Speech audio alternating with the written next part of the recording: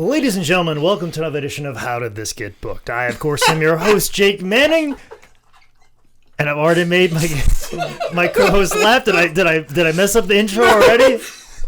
Nope. I'm already crankshaft over here.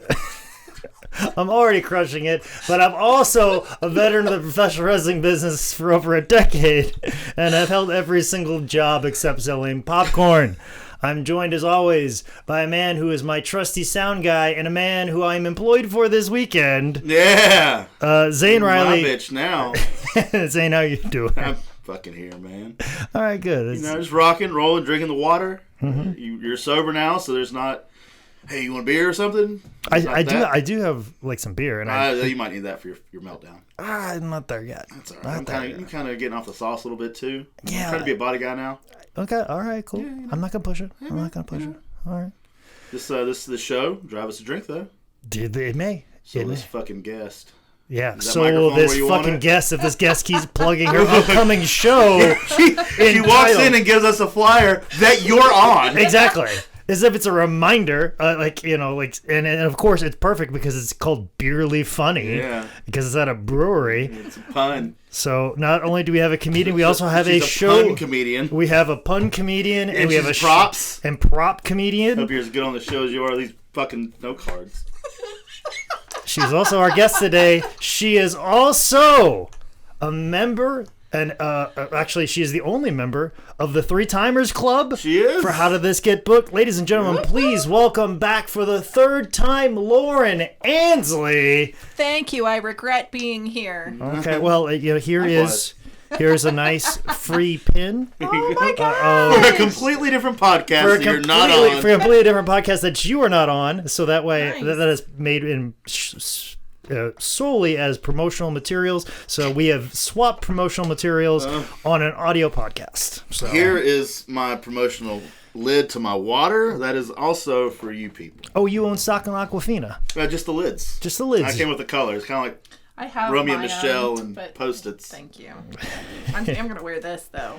10 Bell Pod. Exactly. Sound it out. The one of the more flagship wrestling podcasts out there. Sorry I left my extra talented wrestling podcast pins in the car. Wait, there's more than one wrestling podcast? I have my podcast as well.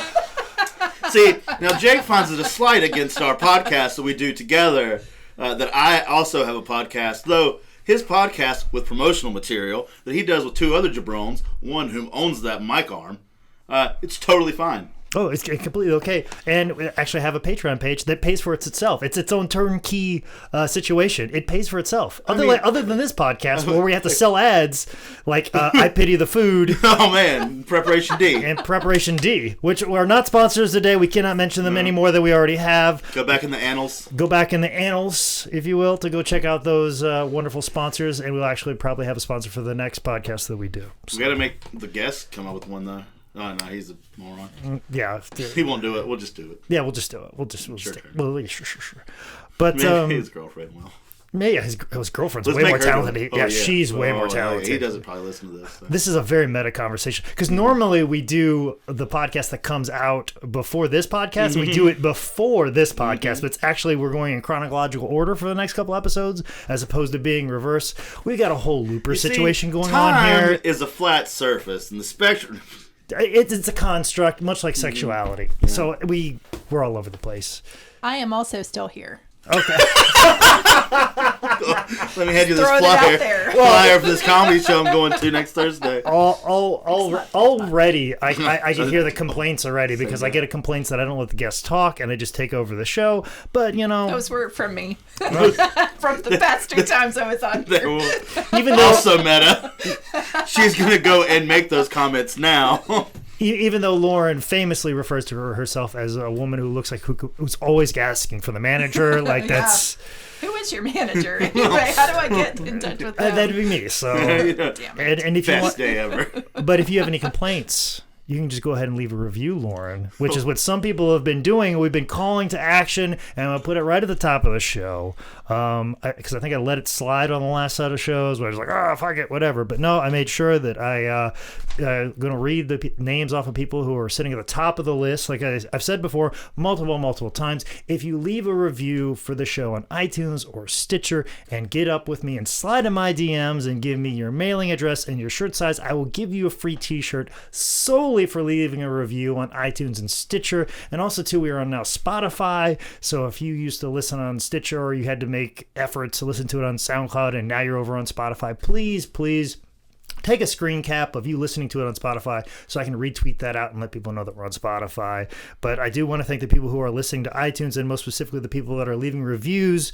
And as always, we leave the most recent reviews and we say your name until you're dethroned. Well, we have 2 dethronements in the world. In iTunes, we used to have Miles Kane used to be sitting on top of the poll on iTunes, and then he was dethroned by Jamie Lannister. No.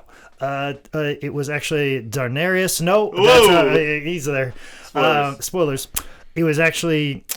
Let's see if I get it right. Is that lip suck in part of the name? No. Dave. Yeah, it was an emoji that I just pronunciated. The person who was sitting at the top of the poll for a short period of time on iTunes was Sin Fry, I believe is how it is. Yeah, Sin Fry, I think. And they actually said in the review that this podcast is the reason they started training to get into the business. Get out! Oh wow! And that's not like a you don't belong here. That's a save yourself the trouble, man. Yeah, we want nothing but the best from you. Yeah. So if we've led you down a path of getting in the world of professional wrestling because of this particular podcast, like Extra Talented, I understand because you're talking a lot about the buffets. Yeah, like the food. Yeah, like that's letting people know that there's a light at the end of the tunnel. This podcast is the complete opposite of it. That's why there's only 30 of my episodes and 70-something of these. Yes.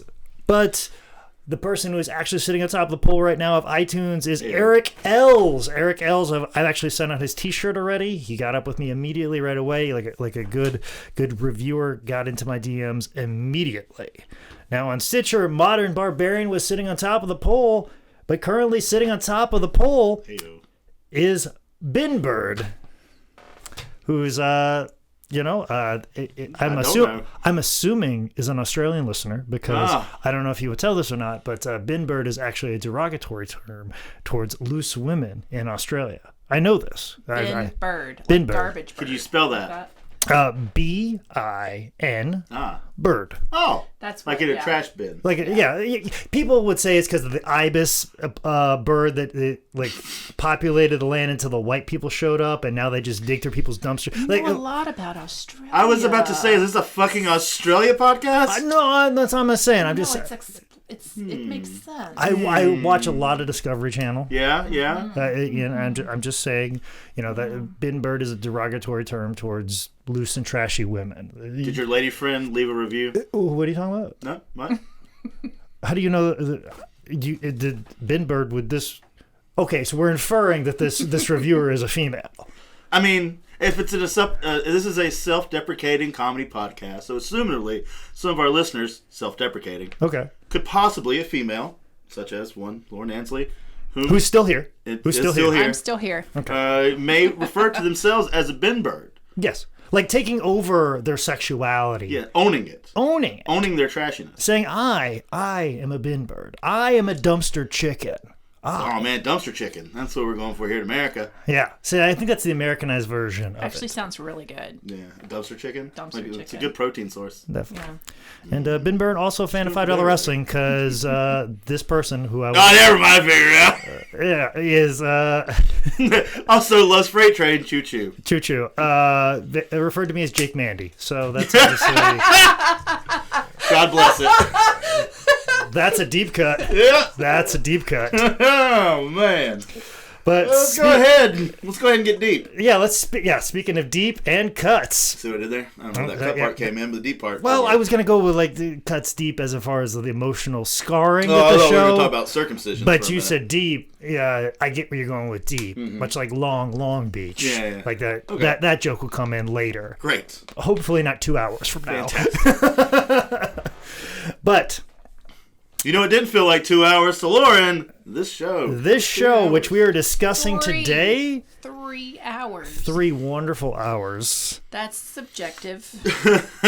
Of a show entitled Joey Ryan's penis party. The first, the inaugural. I was going to say, you almost said annual, didn't you? Yeah, I did. I almost fucked up real bad. The inaugural Joey Ryan penis party, which took place in Manhattan, New York City, New York, at the New York Midtown Hilton on April 5th in 2019. Should you think about that one?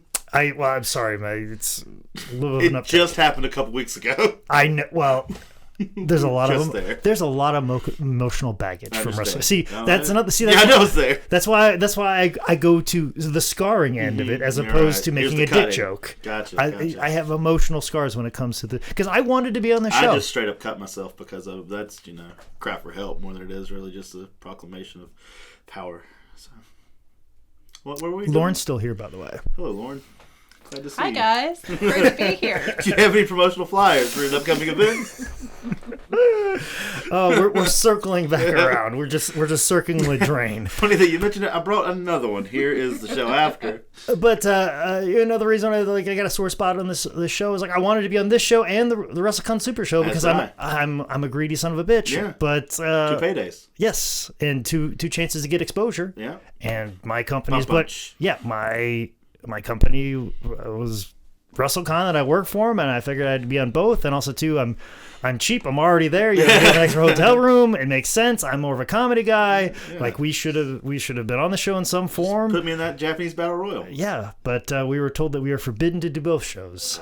And In hindsight, which would have done the penis party. yeah, a little bit. And it what made me feel good the next day after this penis party was when Joey Ryan came up to me and could have used you last night. Oh, it was like Joe. Usually so my book next year, and he's like, ooh, and then just kind of shuffled off. Does that mean you're going to book me for bar wrestling? Bye, see you, Jake. Hey. Good day. Have a good day. He just picked up a phone that wasn't ringing.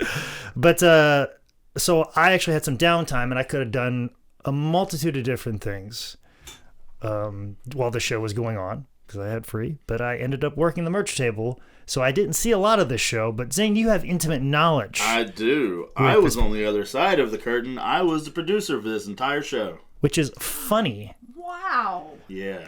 I I also had a couple of hands in other things, but I'll talk about them when we get there. Okay, we will most certainly do that. But I find it very funny that I was on the opposite end of a curtain. Mm-hmm. We neither of us were in the room where Right. this show was actually happening. We were in the same place, but opposite sides. Opposite sides, and I neither of was us. not there. So that's why You we weren't? brought you in perfectly. Yeah.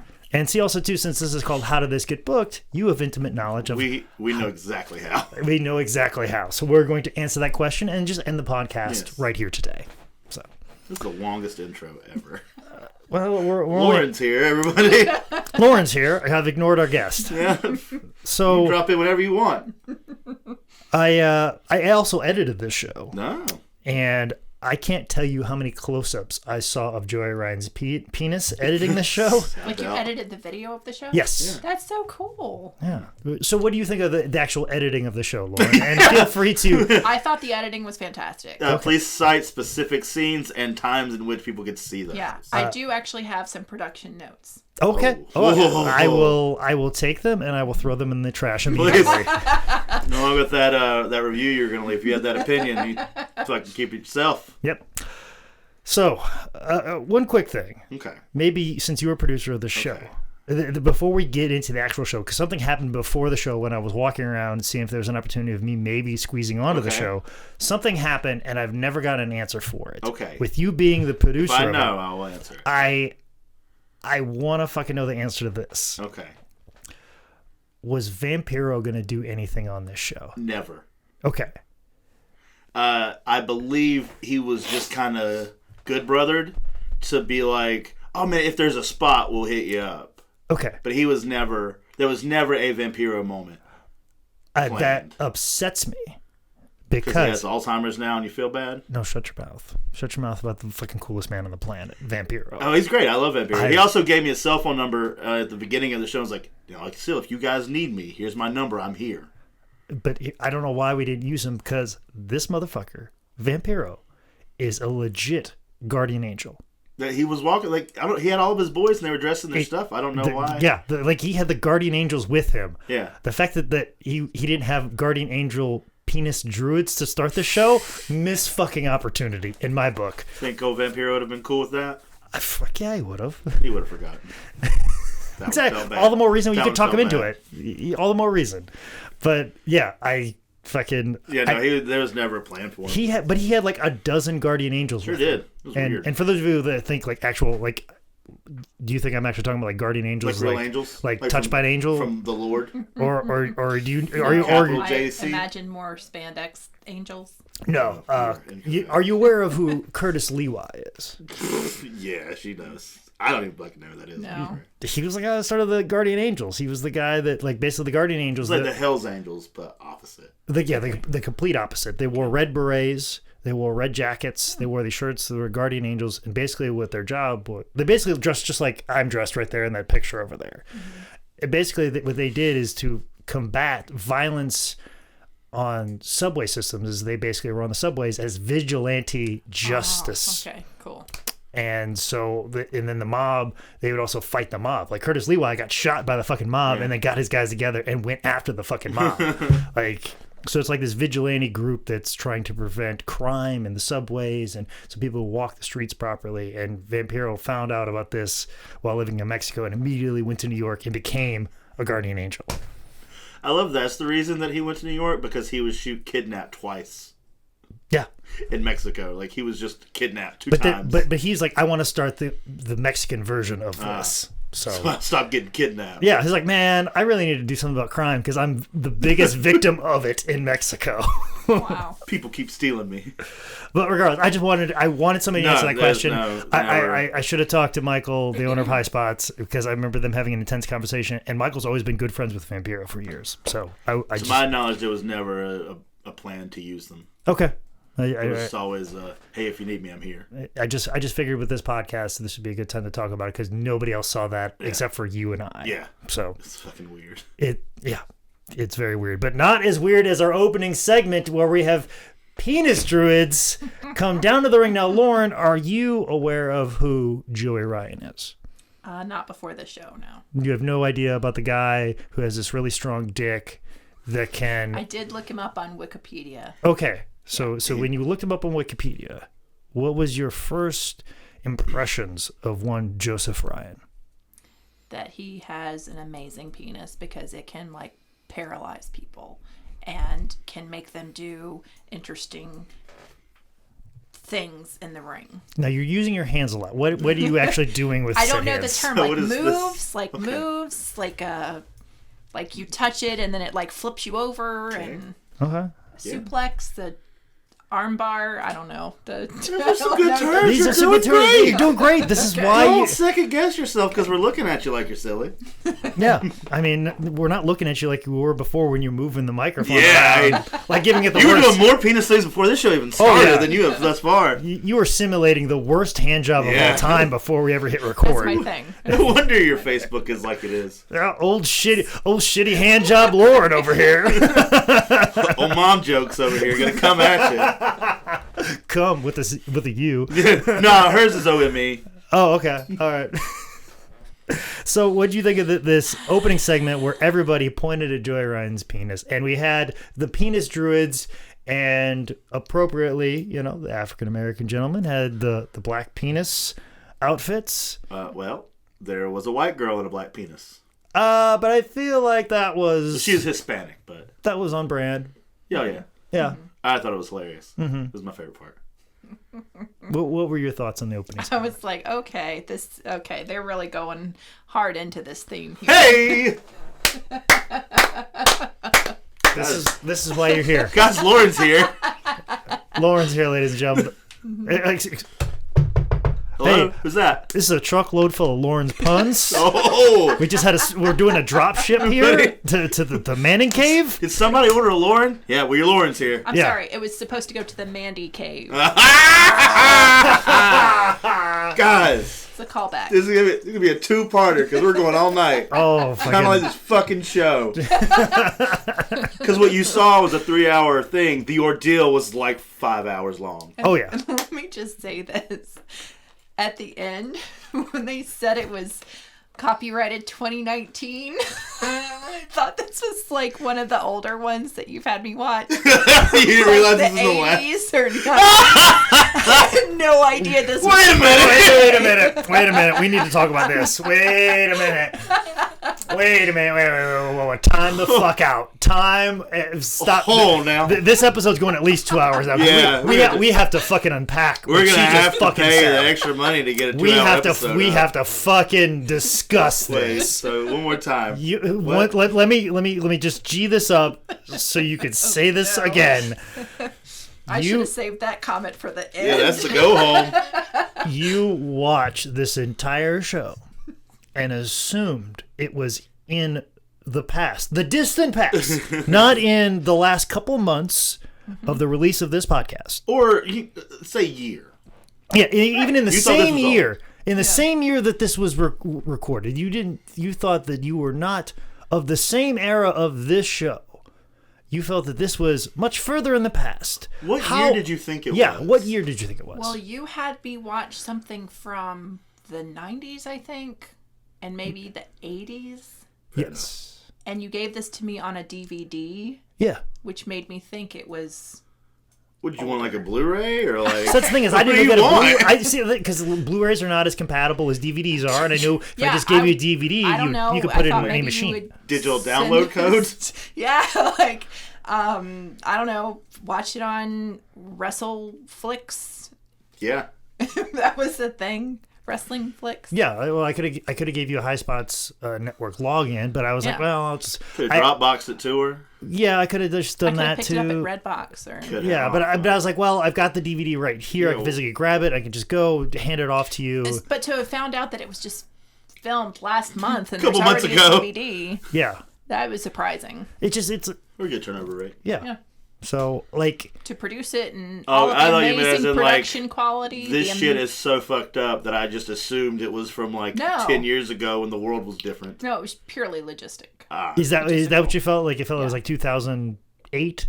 2009? Yeah. Like, what do you think? That's what you're thinking. They're like, man, some of these jokes, they're from a different time. This whole promo, this old guy in a rebel flag, he's honking. No, we'll get to that. We'll get there. So you're thinking mid 2000s is when the show ends. Yeah, older, yeah. Okay. So. But the production quality was amazing. You thought we just went in and remastered it? No. Oh. No. It wasn't that amazing. I'm trying to give Jake a compliment. Oh, great, cool. Basically saying that all of my editing skills and my graphics are 10 years behind. No. I appreciate that. In about 10 years, you'll be right in the time. Yeah. Well, the songs were also Pina Colada and a little bit dated. So. Okay. All right. She makes good points. She's making really good points right now. Lauren's here, guys. Lauren's definitely. Who knew that I'd be the one making the points on the penis podcast? Well. Everybody, welcome to Lauren Ansley's penis party. It's gonna be the name of the next show, isn't it? Yeah. Also, another editing note. Since I did edit this thing, I came up with copyrighted free music, and I use Audio Jungle a lot. They're not a sponsor of the podcast. Holy shit, we're really throwing it out there, aren't we? But sometimes what I do when I'm trying, I need some sort of mood. What's great about Audio Jungle, you can be like, hey, cinematic or something like that. And I'm like, well, for Joyride's penis party, for a copyright song, I want something that's kind of like porn-esque sounding. So I just typed in porn music, and this was the only track that showed up. So really? Yeah, this is the only one of all of Audio Jungle. This song is just labeled porn music. So what we're saying is if you're an Audio Jungle composer, get your porn game up. Yeah, there is an untapped market if you can create a good bass line that sounds like it belongs in a porno. It's not hard to make wow, wow, wow. Yeah, there's not even that. There's not even that. Yeah. Not even you just, we could take that probably clip. Just do that clip and over and over. Over and over again in GarageBand, and we'll get somebody paying you $20 every download. Shit. So. I gotta go. All right. Lauren's gonna take over. Lauren's gonna take over, but we're... From now on. Yeah. I got it. Forever. Well, which... Question is, do you have the next match, which is the king of the concrete jungle, with the participants being Mr. Iguana, Green Ant, Shark Boy, Black Taurus, Puma King, and big surprise, Ultimo Dragon. Lauren, what was your initial response to this opening match? Do you get the underlying theme? The jungle theme? Well, are there dragons in the jungle? And Tauruses? No, but there also aren't sharks. Yeah. So then the jungle theme is not necessarily. It's all animals. All animals. Oh, yeah. That's a thing. Okay. I don't understand why they called it the... But they named the match before they booked the match. Ah, great. That's as what they should. As all good things, I suppose. I was impressed by the costumes.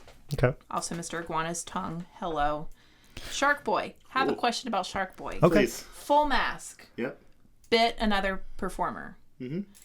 Can he breathe okay in that? And is biting an option, or is that more theatrical?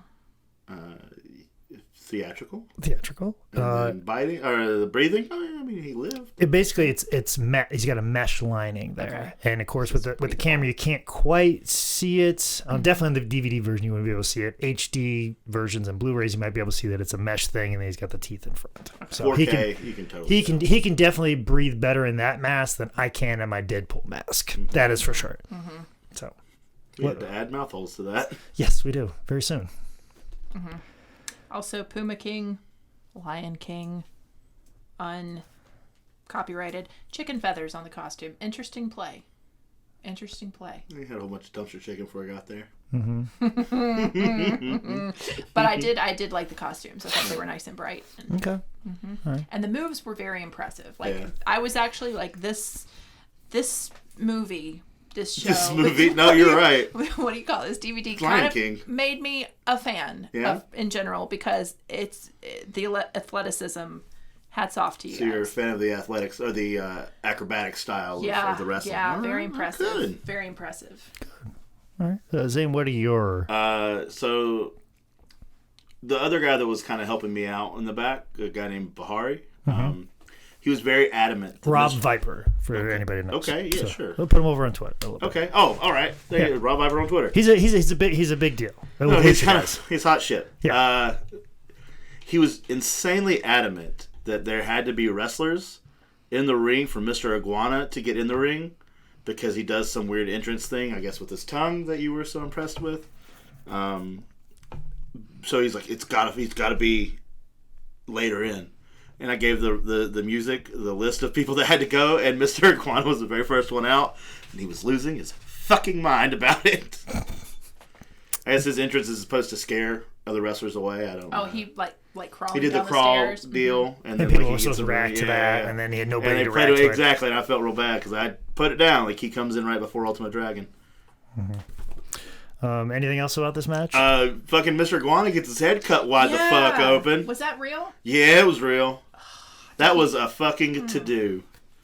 Because you have to have a doctor on site in New York. Which will come into play much later in this podcast.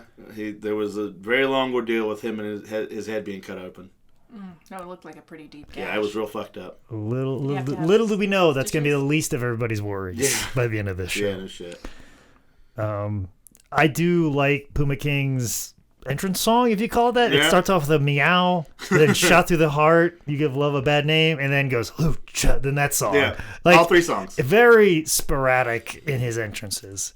I think the match was great. I am insanely impressed by Taurus, mainly because of that entire headgear that he has on. Yeah. That shit's nuts. Yeah, I don't know how he breathes in that. Even his sloppy things are that much more awesomer because he's in that whole get-up. Mm-hmm. I do like that Ultimo, came out and he got a big reaction, and he was like a big surprise, and he had Sonny Ono with. Sonny Ono was the best. And obviously Ultimo didn't do a whole heck of a lot, but it's all about the entrances, and then he's just get the Maestro pin. That's all it needs to be with Ultimo, and I think that's great, and it's wonderful to see him in the ring, and that's wonderful and great, and that was very special to me. But I also have some intimate knowledge about this match as well, because I am also in the office, and when we were discussing this show, there was an offer put out on the table, and not to belittle the surprise of Ultimo, but that's what this podcast is like. Some of the insider things are going on because as we were booking this thing, so close to the source. It's so close to the source that this is an interesting story, and I knew there was going to be some sort of surprise with this match, and it ended up being Ultimo. Yeah. And I've befriended Green Ant over the last couple times he's come down to North Carolina, and I knew there was going to be a big surprise in this match, and I knew of both surprises, and I knew one of them was possibly Ultimo, but this other one was going to be a big deal. So, originally... Gritty, the Philadelphia Flyers mascot. No. We had an offer in with Stone Cold Steve Austin to come to WrestleCon, and with Shark Boy doing the Stone Cold Steve Austin voice, we were going to turn that up a little bit, have Stone Cold Steve Austin come out after, like put Shark Boy over, have Shark Boy cut a promo with Steve Austin, and then Steve Austin comes out and then gives Shark Boy the stunner, and then like that was going to be a big deal. But that, again, we were going to work that into what we paid Austin, like, hey, you have to be there for this one spot. We'll put it right at the show. We'll get it done and get it out. Yeah. And it just didn't work out. Yeah. But that was put in a contract that was put in front of Steve Austin. Like, these at one point, this could have happened. This could have happened. And I remember telling Green Ann, I'm like, I think you're going to be really happy with this match. And I think he's still happy with it. The fact that he got to interact with Ultimo. Yeah. You know, fantastic. Green Ann's such a nice guy. He's such a nice guy. He is fucking ageless. I saw some old, like, early 2000s stuff, and then I saw him this past weekend, and he looks the exact same. He is not aged whatsoever. He looks like a child. Mm-hmm. And he wears a mask, you know? Yeah. If he could wear a mask, you think he can look shitty if he wants to. Yeah, he wanted to, but he chose not to. Drinks a lot of water. Takes care of himself. Hey, hydrates. Which notice Lauren has not had much of her water. I did have a question. Luchador. What is that? Basically, it's Mexican for wrestler. Yeah. Okay. Like Lucha Libre, Freedom Fight. That's basically like what they refer to as pro wrestling as Lucha Libre. Okay. And Luchador would be thus who. Okay. Thank you. Participates in the combat art of Lucha Libre. But speaking of Lucha, match number 2, a match that I think is rather forgotten about. So much forgotten about that they forgot to put it on the first version of the DVD cover multiple times. And I think this is one of the better matches on the entire show. Definitely one that I enjoyed greatly. Match number 2, Ares Bestia 666 versus DJ Z and, let's see if I get it right, Shinga Hiro Iri? Sure, that sounds good. I don't think there's an N. Shiga Hero? Yeah, Shiga Hero. You're right. There is no N. Lauren is here. Lauren's here, guys. Lauren's here. Just, man. Yeah, this is why you're here. This particular thing. We're gonna make you a permanent member. If you're ready for all the wrestling you're about to start watching, please don't. That's please. Okay. What are your thoughts on match number 2, Lauren? I really like DJ Z's whole light bright outfit. Okay. That was really cool. Mm-hmm. All the moves, super impressive. Yeah, they did all the moves. Yeah. All of them. When it's talked about here in a moment, he was right. Mm-hmm. There was a moment where it felt like the commentary came before the move. Is that typical? That could have just been the timing on the... Okay. Well, you have Excalibur and Don Callis. And I got to say this. Don Callis, I didn't realize how good he was at commentary till like editing this show, and his ability to get a line in right before somebody said something on a microphone or an introduction, or to get in and then get out. I was super impressed with that. I've always been impressed with Excalibur, especially with his little witty things, like especially in this match where he talks about, we're in the Stadler and Waldorf position, which is them in the balcony as they're watching and looking down on the match. So, Oh, from the Muppets. Yes. Nice. So the one thing that I was super impressed by was when Ares picked up Shiga Iri?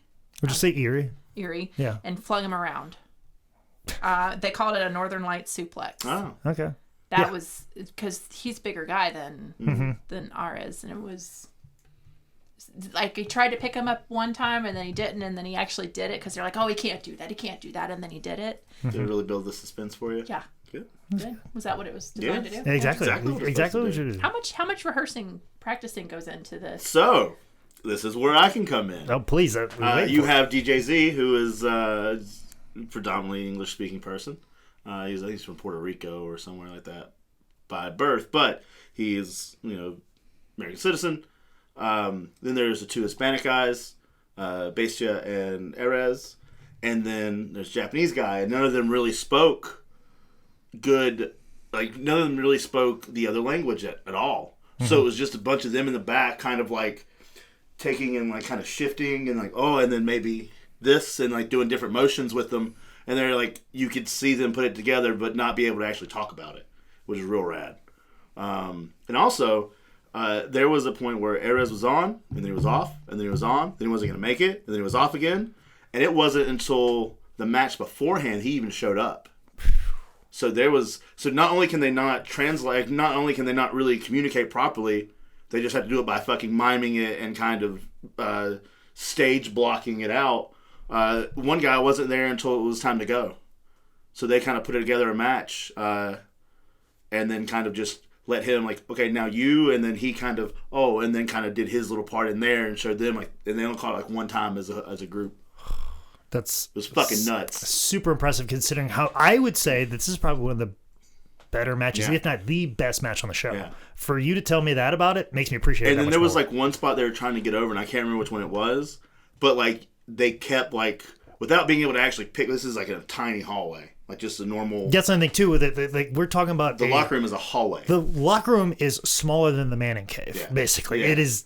The hallway you walked in to get here is about the size, and so like there was one thing they were trying to like you can't show somebody the kind of like suplex you mean if you can't pick them up, and so like they're trying to go.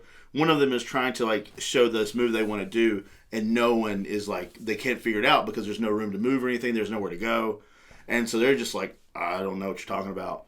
And it's eventually, like, fuck it, we'll just figure it out, and we'll do it. And they did it. They pulled it off. It was super sweet. And I can't remember what the actual move was, like, and how they were trying to do it. But they couldn't get it. They couldn't show it to each other proper, and they just went out there and did it. He just beefed him up. And just like, all right, you're going here now. Fuck. Unbelievable. Yeah. So what is the typical amount of training for a match? Well, I mean, usually you get there. You get to the building a couple hours before the show starts. You get some ring time. I would have thought a few sessions, few days at least. Nope. I mean, after you're trained for a while, it's kind of. It's like you know the sequences. It's like when you. I always equate pro wrestling to like jazz. Yeah. Okay. Like you know what the notes are. You know what the structure is. You know where you're going. Yeah. You know, like when they do jazz, like, let's give the bass line a little walk. You know what I'm saying? You're doing something, and then somebody reacts off of that. And then also, too, there's certain things that, like, hey, here's what I do. Yeah. This is what I like to do at this moment in time. Or, like, here are my moves. Now, with the fact of YouTube, like, I can walk into a venue with somebody, and I'd be like, hey, I saw this match of yours, I saw this match of yours, and these are all things that have happened in the last 6 months. I know you do this move and this move. I do this, and we can counter this, and we can do that, and we can do that, and you can usually put it together pretty easily. Wow. Yeah, it's a couple hours before the show. And you get a little bit of ring time, and you're just like, all right, so maybe like right here we do this. Mm-hmm. Or like, let's do this, this, and this, and we'll just kind of fucking figure it out in the middle. Mm-hmm. We'll talk out there. Wow. So... But yeah, so we don't get together months in advance and like, choreograph stuff. But the fact that this was put together with a language barrier, two different language barriers. I didn't even think about that with that effort. Like, at least DJ Z, he spent some time in Mexico, so he probably know a little bit of Spanish, but nobody did Japanese. Oh yeah, and Erie was in the scramble the next day, and we were asking him, like, how was your English? And he goes, oh, no good. No good. It's like, okay, all right. Cool. So, luckily Eric Cannon put him in where he needed to be in, because sometimes those scrambles it has to be like fighting for teachers' attention, like I can do this and I can do that, and if you're just sitting there trying to absorb what's going on, watching people move their hands about. Luckily Eric Cannon's like, Erie, do this. Erie, you remember this? Maybe you know. And so if it wasn't for that, Erie would have been in a scramble match and did nothing. So wow, that just makes me watch this match. Yeah. You don't have to watch the whole 3-hour show. Just at least watch match number 2. It's unbelievable. And the next match. Or just this next promo. This next promo. Like, watch this match, and then this next promo for match number 3 with Sue Young and Tracy Smothers. God's gift to the world, Tracy Smothers. Lauren, as a good Christian woman, what are your thoughts on match number 3, but most specifically the promo, the interview, the mic work before match number 3? The mic work. The old man with the rebel flag over his shoulders. Oh, yeah. I think I just kind of drowned that out. Why would you? It's the fucking greatest piece of work ever. I don't know. You guys were talking last time about the promos. I guess I just was focusing on the match. Okay. Yeah. So you weren't like mad and screaming and flipping him off in the front row like the woman that was wearing Not a Victim t-shirt? Yeah, that's right. That's right. Man. Ooh. Where he said he'd come out there and beat her fucking ass. God damn, that was uncomfortable. Yeah. He just looked like a drunk guy. Somebody just up from the audience. He didn't have his teeth in and anything. Yeah. And see, here's the thing we're gonna have to explain about this, Zane. It was a different time. I'm just kidding. No, it's not. It's not It even. was last month. According to Lauren, this was a different time. Yeah, Lauren, this fits in with Yeah. our culture. In 95 2008, shit was weird, man. no. What I appreciate about this is the fact that this is so out of bounds. Like, this is clear. The things that he is saying are clearly wrong. Yeah. And should not be said. But and it's hard to defend this, but at the same time too, like, it's pro wrestling and his job is to make people mad. So I am going to say this thing that will clearly make people mad. Like, I know this is wrong, and I am saying this because I want you guys to for sure not like me. So that way you could love the person that is coming out and going to fight me and punch me in the face. Like, that is... It works. That's what pro wrestling is about. Yeah. And I know we're moving past that. And I've even made adjustments in my own career and how I get heat as a heel. But fuck, man. Like, just that... Because it's so wrong and you don't hear people talk like that anymore, that's what makes it almost hysterical. And the way that Tracy Smothers does it, it's very tongue-in-cheek, and he's very obvious, because even at one point, he's like, well, come on, guys, help me out, say it. Because he's doing the whole thing like, it goes, if anybody says Sue, work with me now, you damn smart marks. You know, like those, like, Come on. But I had such a horrible weekend in New York, and driving that box truck to fucking Midtown Manhattan was the fucking worst and put so much goddamn stress on me. And if you said, hey, you want to go to Manhattan and do something cool? I'd be, fuck you, there's nothing cool in Manhattan. Like, Double negatives. like, that's, like, I was just very out on the entire experience of New York City and everything in the WrestleCon experience. And I didn't see this promo live. Yeah. But when I edited it and still having all these bad feelings about being in New York and the stress, and we wouldn't even get into what I had to deal with when fucking loading up after it was all over with that fucking fiasco where I almost caused a fucking international incident on the fucking streets of New York. When Tracy Smothers said, Oh, fuck. if Bin Laden would have been smart, he would have took out the bridges and y'all been fucked. Yeah. I hear the kids say the phrase, give me life, Did that. or this blank gives me life. I never understood that until the exact moment I heard this promo where, like, that gave me life. So you're saying you were there for that? Oh, I was not there. No, I meant like that. The kids also say, "I am here for this." Oh yes, That's I why you am were there for that. here for this. Isn't that what the kids say? I'm about that shit. Them shits. Some shits. I'm You're like, all "Ye about it. Yeah, I'm all about them shits. Holy fuck! And then the match itself was what it was. But my favorite part of the match is when he grabs a microphone, then throws a microphone, and then immediately goes back to the microphone. Yeah. He's on the microphone all the time. Yeah, that's his best. That's his strongest suit. That's the strongest suit. And obviously, like, Tracy's like, he's a little bit more hobbled than usual, but there was a time, I remember in 2006, like, Tracy, he'd When you still think go. this came out. Yeah, when you think this came out. When you think this came out, Tracy could go. So, Lauren, what are your thoughts on the match itself? I really didn't write any notes down. So Were you just so off put by what he had to say? Yeah, I just wrote down that he reminds me of a drunk heckler at an open mic. Oh, God. Just equating it to the comedian experience, and I didn't like that he won. He didn't want to win. I will say that. Okay. He was violently That was against. such a weird. Well, I agree. especially because he knew he wanted to get that much heat. Yeah, But whose decision was it to have him go over? Michael. Yeah, he's like, because when I told him, he's like, why am I going over? I was like, hey, you don't fucking have to. Just don't. I was just told you were. Yeah, that was. No. And also, I think Sue had a good hand in it. I don't think Sue wanted to beat him.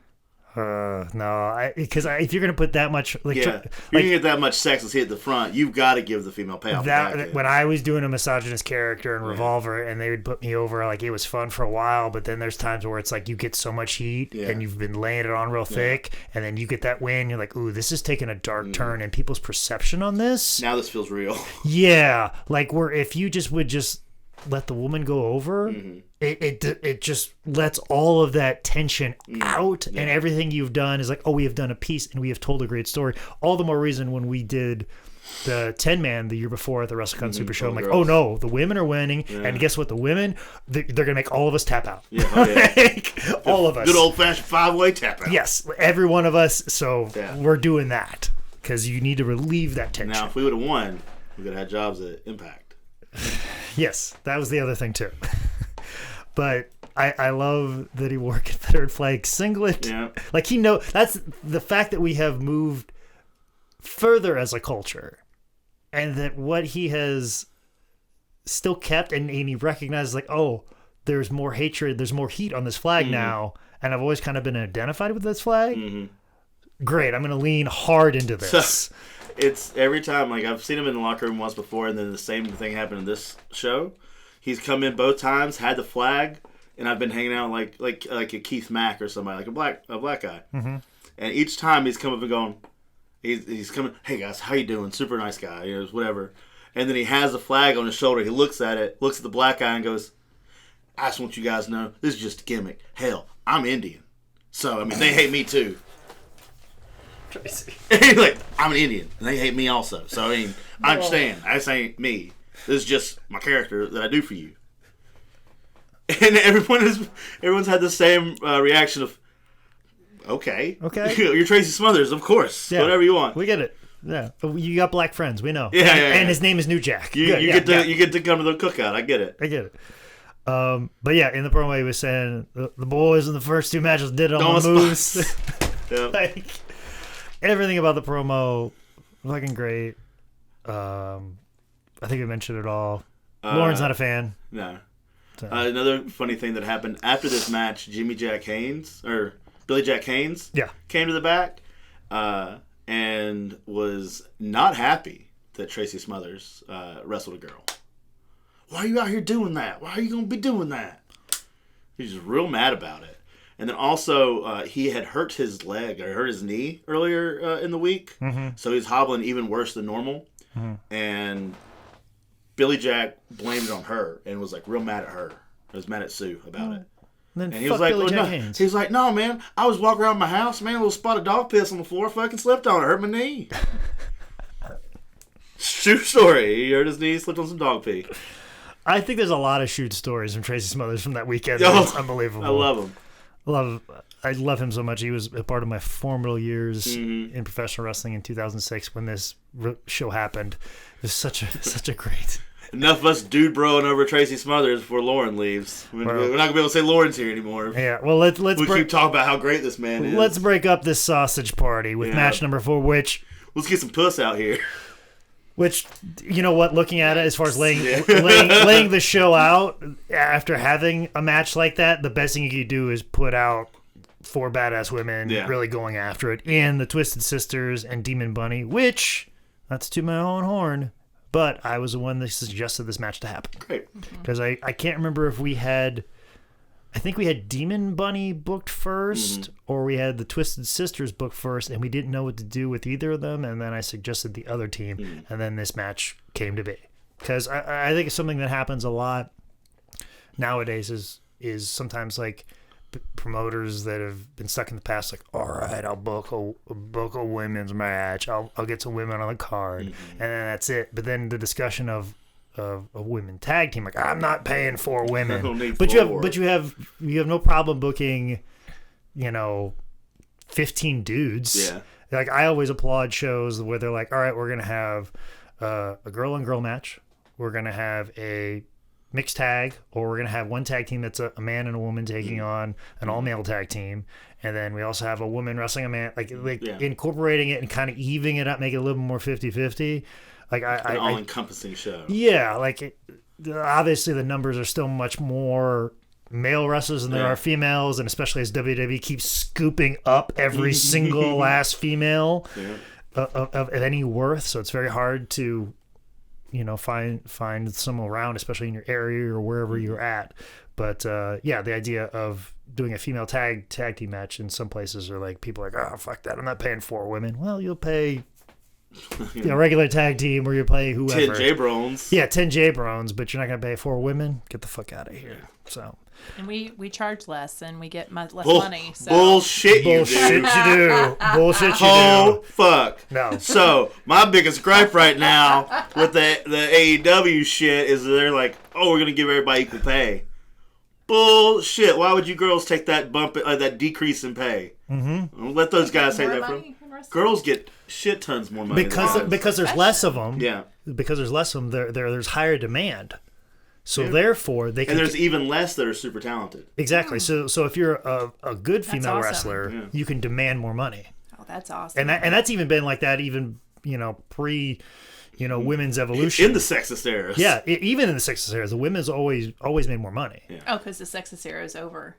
Well, I mean, Okay. Yeah. I All right. mean, it's debatable. Sure. I mean, we could get Tracy Smothers We're in here pretty to woke. debate that with Yeah. you. So Tracy will come like, hey, look, honey, I'm an Indian. I understand it. I mean, girls are great. I'm an Indian too. But so I like this match. I was confused on when she was confused on who her tag partner was. Yeah. That was a small thing that I don't think the fans picked up on too much, but the action everybody understood. Yeah. So the overall good. But if you take that out, great match. But that's only me picking a nit here. Yeah. So As a comedy wrestler, seeing something that's a comedy spot. yeah, and that's the thing, and especially when I'm editing it and I'm seeing everybody's nuances and things that are working 3 times over and things that aren't working 3 times over, it's kind of like this could be better. This, but no, I think it's great, and I think Thunder Rosa is unbelievable. She's the best. She's great. She is a lovely individual, and follow her on Instagram and everything like that. She's great. I liked this match. I will say, I don't know. I mean, obviously, I'm the newbie here. I felt like the commentators kind of phoned it in on this match. Yeah. I didn't feel like they were as engaged with what was going on with the other matches before and after. Mm-hmm. It was interesting. And they kept trying to decide how to pronounce perineum, whatever. Like, that was a big thing. I don't know. That might have been a bit that Don Callis was doing. Weird tangents, old Don Callis. Maybe. He's great at liners. Don't care too much for lay your assholes. Which, by the way, speaking of Don Callis real fast, I don't know where I'll sneak it in. Because why wouldn't you just get this guy in over on the girls' match? Unwoke Jake over here, everybody. Speaking of Don Callis, I had in my notes to mention it earlier, but I'll mention it now. There was one guy all WrestleCon weekend long was like, and this guy had this very distinct voice. He's like, when Don Callis was going to come out and do autographs? And he kept asking Michael over and over again. And Michael's like, I don't know. He's supposed to be down here for the penis party show. And he goes, okay. And then the next day, he was at the Velvet show. He goes, is Don Callis going to come out and do autographs? One man that gave a shit, Don Callis was there? He asked Michael 5 times when Don Callis was going to come out and sign autographs. Is that one of the commentators? Yes. So you were talking about the commentator. That's why I did it. That's why I'm not woke. Continue, Lauren. I will allow the woman to speak because my notes. I'm done. No, you go ahead. You go ahead. Make some notes up now. Make some notes up.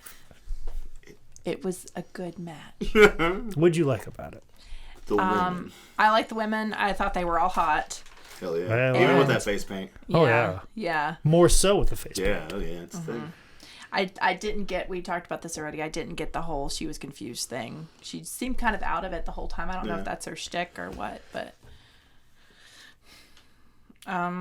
yeah, I had never seen an all women's tag team wrestling match before. So how did it equate to men's?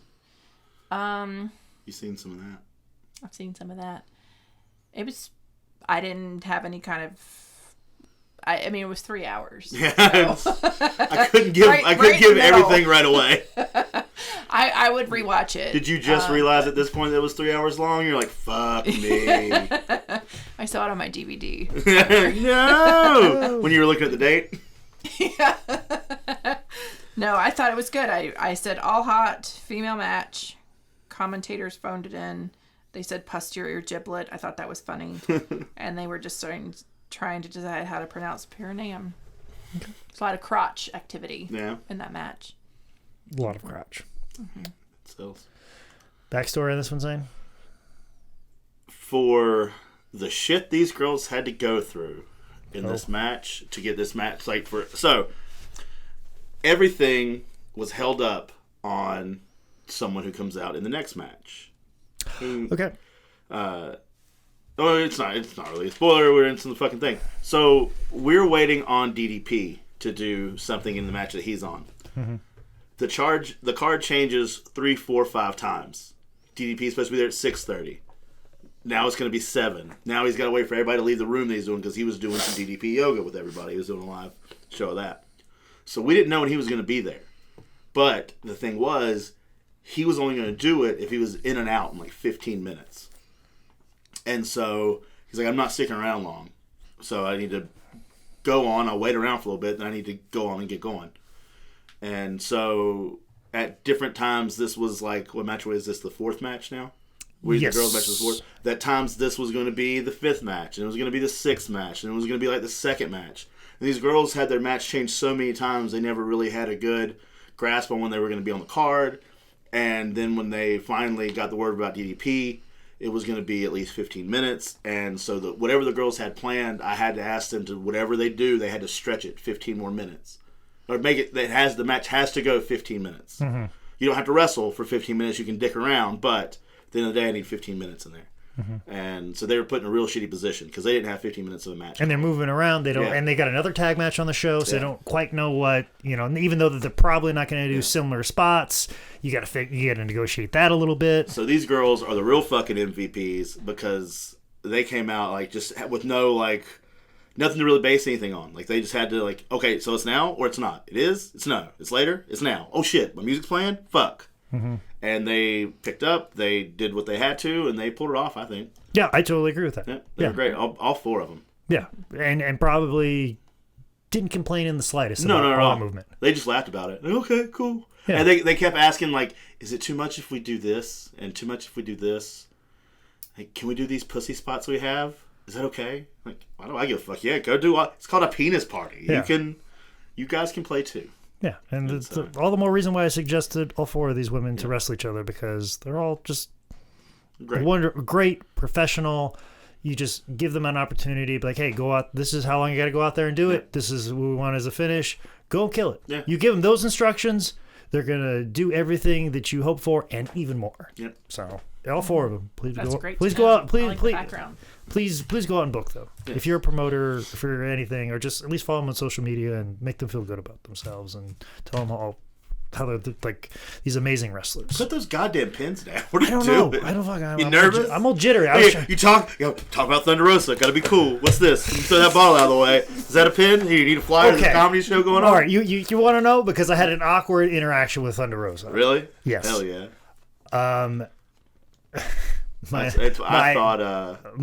last girlfriend told Thunder Rosa that we were married, and now I'm no longer with that girlfriend. Yep. So the next time that I saw Thunder Rosa goes, "How's your wife?" And I picked up a bunch of pins. I was like, so not only do I have to explain that my last girlfriend lied. Yeah. Or like then there's a situation like, ooh, should I not even say that? Yeah. Should I just be like, we're divorced? Like, is that even worse? That's even worse. And then I was like, and then what made it even worse is there was a fan standing right there, and then the fan goes, yeah, I know how it is. I broke up with my wife a while ago. So I'm having this conversation about Shut up, Mark! About this divorce that I did not have with Thunder Rosa, who I kind of know, who I respect her ability a great deal, and I have this fan who I just met in this moment, and we were all discussing my divorce that doesn't exist. That was never a divorce. That was never a divorce. Nor a marriage, really. Nor a marriage. So, yeah. Great. So I was trying to dance around it, and it was jittery, and I was trying to cover it up, and I thought I could on a podcast, but my old Zane Riley over here called you out. Saw right through me. Sleuth. So figured out. Well, another thing you probably figured out that the next match. Yeah, there you go. That's a good one. DDP is involved because he's walking David Arquette to the ring where he takes on Timothy Thatcher. I think we gave some love to Timothy Thatcher on we always do. a previous podcast. Yeah, we did. And I would like to give some love to Timothy Thatcher on this podcast. really, is that Just on this podcast, or like? Well, my mom. I mean, I got listen to this, a real but big. Your mom's gonna holy- listen to this let podcast. let her talk. Holy let the woman moly. talk. Holy moly! So this is what I see, Lauren. We've been friends for a while, and like, so this is what your ideal man is. Like, when you look for a man, is this what you're looking for? He impressed me, and can I also just say, David Arquette? He's like a movie star. Yeah. I was shocked Stars that he thing. was on the show. I didn't even have any idea he wrestled at all. Mm-hmm. Which apparently he doesn't. But God God damn! Holy shit, Shooter! Your mom might be listening, but I hope David Arquette isn't. Fuck. David, I really liked you in Scream, and I really appreciated your leggings. But it was. I'm sure it was set up for this, but it was like Timothy was playing with his food.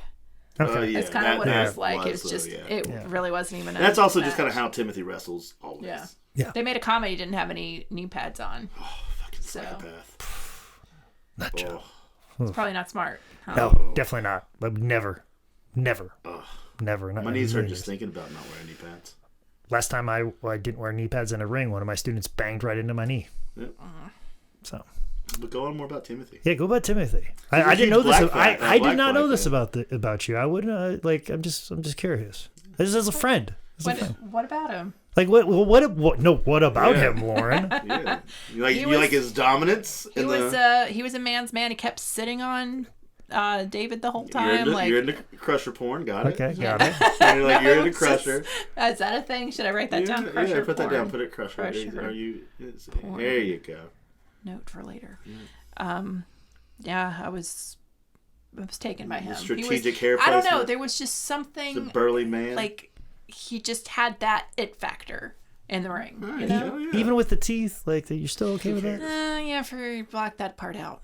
At the end, I saw the teeth. I mean, you've lived in North Carolina all your life. Yeah. It's something you've had to negotiate with for a while. Right. Happens to the best of us. Take what you can. This is true. I mean, I'm not much better. You see how that man fights? You'd be more surprised if he'd had all of his teeth. He's just super he was just kind of slow moving, confident and not overcompensating. He was just very, just dominant in the There ring. you go. Okay. Yeah. All right. Manly man. Why are you surprised by that? I'm just curious. We've never talked about You feel if she had a type, what would her type be?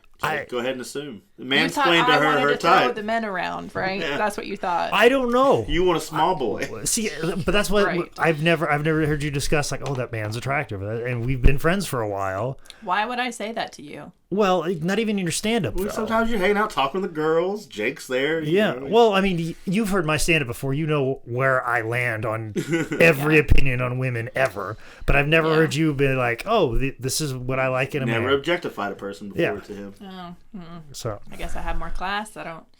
Is that I it? don't know about that. are you guys trying to take away my woke card on this podcast? Brother, I think you lost a long time ago. I think I lost it on those Tracy Smother compliments. You were there with me. You were in that he's an fucking Indian, car. all right? You He's were an Indian. you were fucking, you were taking the wheel too, buddy. Yeah, well, I still will. What's up with the teeth? Did he lose them in a match or what? I don't know. Only one of them's a half tooth. He's got half of a tooth. Yeah. Those are just kind of Probably a fight. colored. Yeah, I don't know. Colored. Yeah. So Just seemed like the strong silent type, I guess. He is a quiet guy. He doesn't talk a whole bunch. this is all about just exploring Where our are friendship, you? Lauren. Okay, Lauren like is here. Lauren's She's arrived. here. Like I'm just. Let us. I don't share much about Let us myself, even in my know you. stand-up. That- If you notice, it's kind of a. I know, Then why but is that? but Why do you keep it's these a, walls it's up? a thing. It's a thing. listen, all my other stand-up friends have moved away. It's gonna be you and me at the end of the day. Okay, so we have to become closer You're friends, about Lauren. to join this podcast. We need to know you. You've been on here 3 times. Do you not get Yeah. the hint that I'm looking for friends, Lauren? Why Like, won't you let us in? Let us fucking love you. Is that why you're not paying me?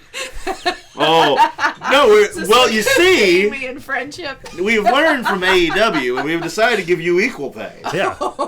And we make Damn it. no money. Matter of fact, if you want to split the production costs, Yeah, we can all be you equal. could. If you could fork over a couple dollars for Yeah. being here. Can I just give the pen back? No, and don't forget about that water. Yeah. You better drink it. It's not Very complimentary. nice water. Thank you. Where are we even? Well, Jake's rethinking the friendship. Yeah, we're breaking up the friendship. But speaking of breaking up the friendship, match number 6. Oh, it's a good segue, buddy. You were about ready to run right past him. Like, don't run away from this. No, Don't run away from it. Don't run away from it. It's right there. There it is. There it is. Where we see a penis party death match between tag team partners Dan Barry and Bill Carr. Lauren, your thoughts? This was the most entertaining match I've ever seen. There was so much going on. First, they were throwing streamers at each other and acting like they really hurt. Then Dan, he was, what's this note? He was pummeling his penis at Bill Carr. I wrote that down. Was he using a penis as a weapon? Oh, the inflatable. Yes, the inflatable penis. And then Bill Carr kept finding all kinds of random things just conveniently located underneath the ring. That's where everything lives. Yeah, is that weird to you? It's a storage place. Like a barbed wire wrapped bat. Oh no, a thumbtack penis. Mm-hmm. Barbed wire bat, as you do. Hey, where do you keep yours? Yeah. In the shed? Staple gun. He staple gunned the guy. $20 whole fucking dollars. A wooden door. The wooden shish kebabs. How does that happen? How does that stay in his head? Was that real blood? Yeah. Yeah. Well, you see that part where he held him and then he just started Shut up. slapping the top of it? Was that planned? Because they looked like they really got hurt. Yeah, some of that shit's real. I mean, All I that know deathmatch shit is some of it's real. real, but I really thought that there were blood packets or something. No, that's head blood. That's blood from your crazy. head top. That's dedication. Staple gunning, really? Mm-hmm. A real staple gun. It was a real staple gun. Like a legit staple at your house staple gun. Yes. It's crazy. You guys are hardcore. Here, I'll hit you with one. Come here. Yeah. Also. Yeah. That was crazy. It was it's a lot going on. No one died. So it's a little misleading. A little bit. But yeah, it was very entertaining. They were the shish kebab skewers thing. Looked like porcupines battle, like, and then they ran into each other and they went all over the place. Like, that was a beautiful thing. It's a good picture. Yeah. Yeah. That's why it's done. Bill and Dan are the best. Hey, is that all I got on the match? Oh, I fucking hate death matches. Oh, yeah. They're the worst. Why did they, like, because you can use whatever you want and hurt them a lot more? Or So, my favorite part is not even in this match. There is a preview, like a quote-unquote preview that High Spots did for the whole DVD. Mm-hmm. Which I did not make. And they do these little side... Oh, I wasn't going to compliment the editing, don't worry. No, okay. They do these little, like, mini interview docs with, like, Bill and Dan about it. Yeah. And those had far more insight. They're like, well, my best friend and me, I guess they're going to have a death match against one another. I don't know why. And it was just them talking about it, like, not really understanding why they were doing it. Like, not really wanting to do it and everything. It was really funny. are they friends? Yeah they're a real tag team. They came together at the end, Yeah. and then did like a fake not friends, but then friends again. They're really friends nice just the same as me and Jake. Yeah, they're a normal traveling tag team. But we don't need to have a death match. We will never. We'll have a life match. Okay. I mean, I like watching death matches, participating in. Well, I don't have a problem with like anything goes and like brawls and stuff like that. But when you put the label death match, there's a that ensues like 20 things. Yeah, there's Punctures. a escalation when you put the word death match to it. That I'm like, all right, I'm gonna stop right here. Yeah. I'll do brawls. I'll go to a table. I'll go to the table. Hit me with that chair. Yeah. Got some real good trash can ideas. I did thumbtacks one time, and the last time. Probably gonna be the last time. Felt like every time I rolled around on him, it was like I was getting burned with fire. Just a new one. It was just ripping skin in multiple different places, like just rolling around in it. It's not fun. So, but I was asked to be in a type of death match not too long ago, like this past weekend, and I said hell yes. So we'll see how I feel about it. Yeah, okay. Anything else? No. Okay. I know the commission was super fucking pissed about all this. Yeah, they were the maddest about the mouse traps. Okay. That was what they were really pissed about. Because I guess they ran through some of the things they were going to use in this match to the commission beforehand. Mm-hmm. But they said that the mousetraps were very over the top. Okay. Why the mouse traps and not the staple gun? Bitches be stapling, dog. I don't know what to tell you. And I do know there was an issue at this moment in time because we were running long. Very. And New York has a curfew. It wasn't so bad at this moment. Okay. It gets a lot worse here when we come back with the Battle Royal. It was discussed that, like, holy shit, we're over. Yeah, we need to pull this together a little bit. I remember that being said. There was a lot of discussion. And then I remember Michael going to the commission guy and saying, hey, we're going to change out the canvas. All that, don't worry. Yada, yada. Because we're of cleaning blood? it. Yes. Yeah. We're changing it out and everything's going to be fine.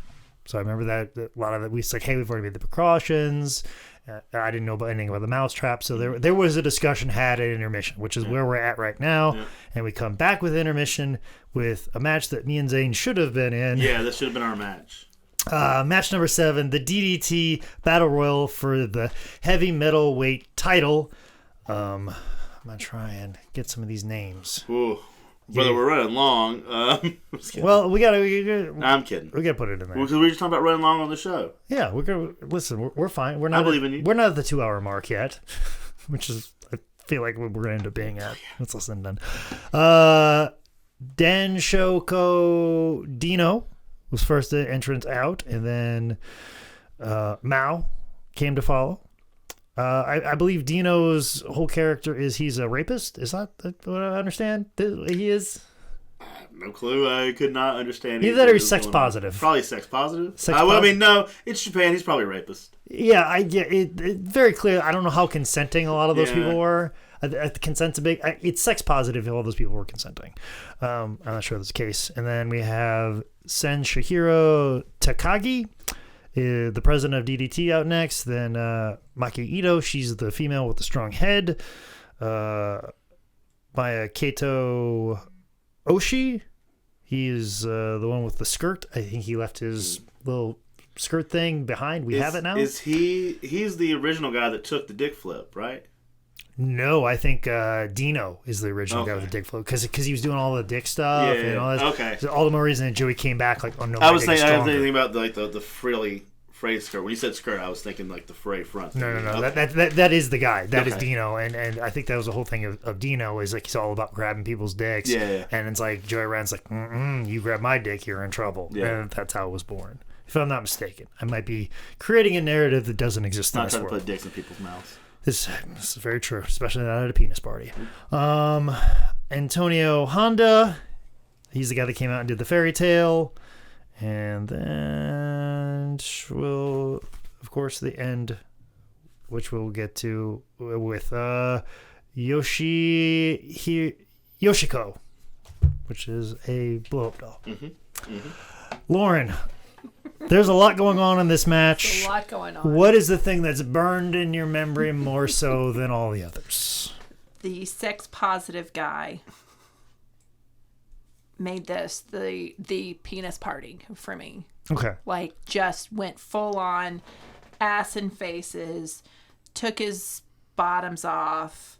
Wow. Like, there was so much going on. So much. So many people's heads and butts. Just, it was insanity. Yeah. That's what you seem scarred. Would you like to talk about it more? This was her scarred moment. Or would you like to talk about the type of men you like? You can either talk about this match and how it hurts you. She just did about that guy. I genuinely kept taking his bottoms off. I wrote down this is the only match I would watch twice. Oh. Like, if I had to pick one of these matches, I was thoroughly entertained. There were no holds barred for me in this match. This made the title of the DVD. Okay. For me. For you. Zane, how'd you feel about this? Fucking the best spot was girl with a strong head getting in the ass compactor. Yeah. That was the best part of this whole match. Worst match on the card for me because they told me earlier they added this match, this whole thing, and then this match added 45 minutes to the runtime. Long, and they're like, they said they were going 30 minutes. You got to stop them. And I was like, how? I don't speak Japanese. so I don't know what the fuck I'm gonna do. And if they did speak English, everybody kayfade me on it, which is a notorious thing that English-speaking Japanese people and English-speaking other wrestlers that are not from America will fuck with you and tell you they don't. I'll kayfabe with you that I'm listening to a podcast when I'm really listening to your conversations. Yeah, so exactly. I'm not guilty. I'm also guilty as well. So like they're like freaking out because this is taking like half an hour, 45 minutes, and like we have to get going because the main event is already getting 25 to 30, and we have this curfew coming up, and it's gonna all these problems, and so like. I'm getting text messages, and people are sending runners to me like, this needs to go home. And I was like, what the fuck do you want me to do? I don't speak Japanese. And, like, it wasn't added until right before the show. And so Michael's, like, flipping out. Like, well, you added this fucking match. This is your fault. I didn't say, hey, let's have this 45-minute battle royal that no one fucking understands. And so, like, I was getting all the heat for it. I was like, oh, okay, this is how I'm not ever used again. So, spoiler, at the end of it all, I'm like, oh, thank you, very good job.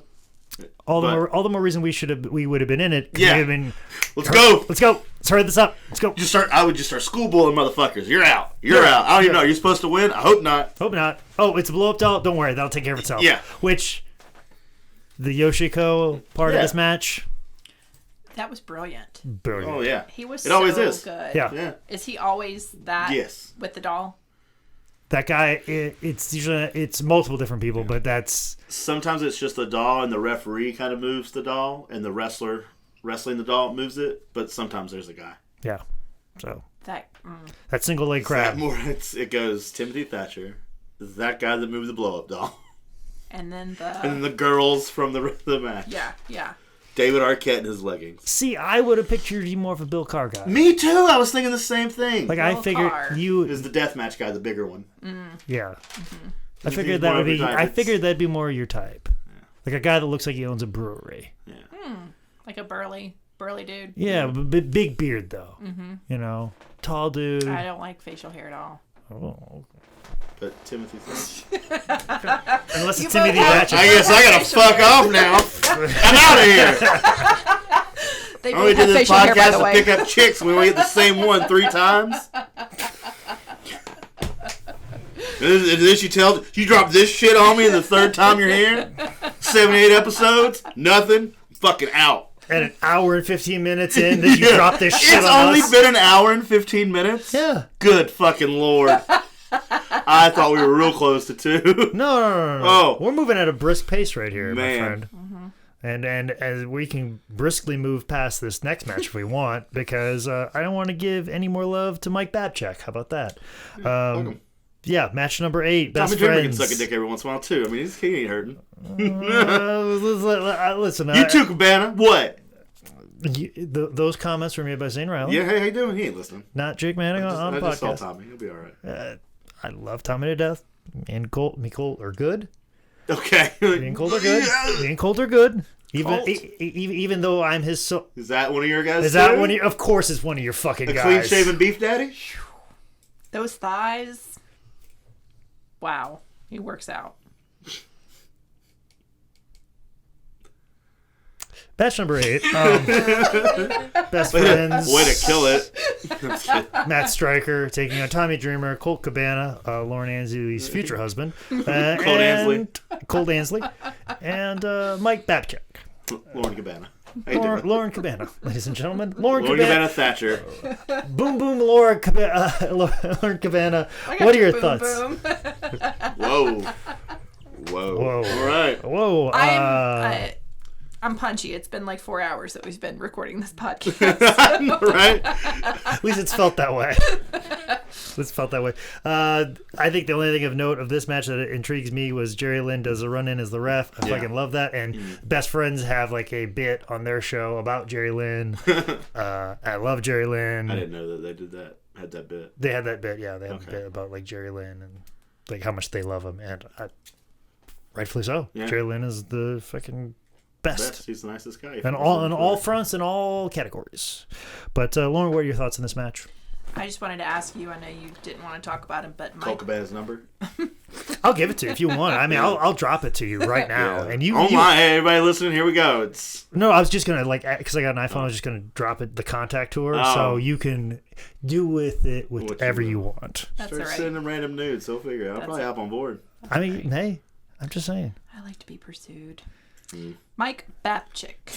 Good segue. The sneakers and the singlet. Is this singlet on backwards? And did he shit himself? What was that supposed to? They referenced it a couple times, but they never really addressed it. I didn't know what was going on there. He was doing a bit because he's like on this. He's on Sirius XM. He's basically like somebody's like fucking lackey boy on like morning radio, and I guess he's a fucking big deal. And I guess like heard of the fucking guy. Yeah, he's doing some sort of bit where like, oh, I got some skirt. I don't fucking care. I just don't. How about that? All right. He fake shit himself. Yeah, like he did a whole bit and did a whole thing with it because he thought it'd be funny because poop is funny. But he's on the penis party, so it does kind of fit in with everything. So he's not too far off base. Mm-hmm. But at the same time, too, I'm like, we could do better. Yeah. So, anything else about this match? Because I can gladly move past it and not talk about Mike Babchick ever again in my life. Tommy and Cabana and Best Friends were super rad here because I was like freaking out about how long the last match went. Yeah. I was like, guys, is there, like, you guys have like 15 minutes. Is there any way you guys could go less? And then Dustin goes, I can do it in 8. And Tommy just looks at him and is like, shut the fuck up. He goes, we can probably get out of there in about 8 minutes. And so they did. They did went over a little irate, but they tried their hardest to get back on time for me. Oh, yeah. I really appreciate all of them for that. I'm sure Colt was like, definitely, we can get you back on track. Oh, yeah. I can get that merch table up faster. Yeah, we had a certain time to get off. I mean, can they see the timer? You kind of get a mind for it about how long you've been out there. And then when there's refs, it'll kind of give you the clues, too. Mm-hmm. So. Cool. Match number 9, we have the Lucha Brothers taking on Taya Valkyrie and Johnny Penis, which, nice touch. Yeah. You know, because, you know, Johnny Impact, Johnny Nitro, anytime he's on some particular show, he changes his last name. The fact that he called himself Johnny Penis fucking worked. And I loved, it's a little thing. It's a little thing because Taya and Johnny are married. And people were chanting, Johnny Penis. And, like, just the look that Taya made when she, like, just pointed at, like John's dick. And she goes, that's mine. Like, there's that. I was like, oh, these two really do love each other. Like, there's hope for me yet. Yeah, like, there's hope that you could find, like, just a wonderful woman like that. That when the crowd is chanting Johnny Penis, that she's like, yeah, that's my penis. Like, that's real goddamn love. Because they really had a nice kiss in the ring, too. Yeah, and like I said, I hope they stay together like my parents, because now my parents and Johnny Penis and Taya Valkyrie are the examples that lead me to believe that love can exist in this world. Now, if they had started a Taya pussy chant, that'd have been real cool, too. I do remember on commentary they were saying, well, like, luckily she kept her name in the relationship. Yeah. So that was a good line. But these 4 individuals requested this match. Oh, great. They really wanted to do it. I know Michael was a little bit like, ugh, we could do so much more. But I was telling him, I was like, don't you want to, like, these are 4 talented individuals. Don't you want to book them in a match that they would be happy with? Because you know creatively they're going to come up with something and they're going to kill it. And these are 4 talented individuals. They're going to give their best. And you're never going to see this anywhere else. So we might as well do this. Yeah. And so I was very happy with it. I just wish we could give more time, but we got to rush through everything. And they were very nice enough to cut it down. I think they cut the most time and actually stuck to the time they said they were going to cut down, which, I mean, it sucks because this match would have been way cooler to go longer. Yeah, but absolutely. they were real cool about cutting time off, too. Agree. What are your impressions? I really enjoyed it. Taya, wow, she's fit. Very fit. Calm down, hornball. Holy shit. No, I just admire her commitment to her. Why are you doing this thing with your hands over your breast area? I'm not. You're doing this and you admire her commitment. It's over here. Those are here. It's over there. Sort of one boob? Yeah. The Phoenix, I think one of the Lucha Brothers, the rope technique, like just the jumping around and everything, just superb. Yeah. Like, wow. Thought it was really good. Yeah. That's when I wanted to. That's what made me ask how much work goes into prep goes into these matches, because they really knew what they were doing. Oh yeah. Well all done. 4 talented individuals, and if I'm not mistaken, Zane, maybe you can clarify. They changed the finish on this match. Yes, but I don't remember what the original one was. Or It was the other team was supposed to go over.